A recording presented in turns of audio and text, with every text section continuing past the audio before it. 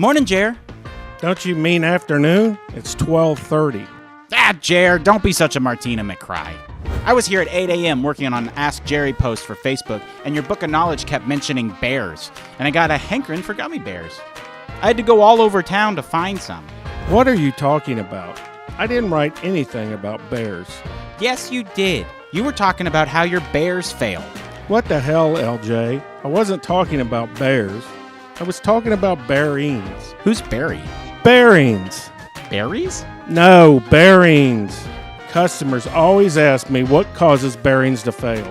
Well, what is it? Well, LJ, turns out that 90% of bearing failures are caused by contamination. Well, obviously. Can you guess what the second most common cause is? Picnic baskets? Damn it, little Jerry. I said it's bearings, not bears. Now, do you want to learn something or not? Fine. The second most common cause of bearing failure is poor lubrication. They have a pill for that. Both of these issues can be avoided by performing routine sample testing of your machine's lubricants. Oh, no can do, Jer. That's why I'm not allowed back in any Walmart in the state of Kansas. LJ, where did you get the gummy bears? I traded your Ask Jerry rookie cards to some kids down the street.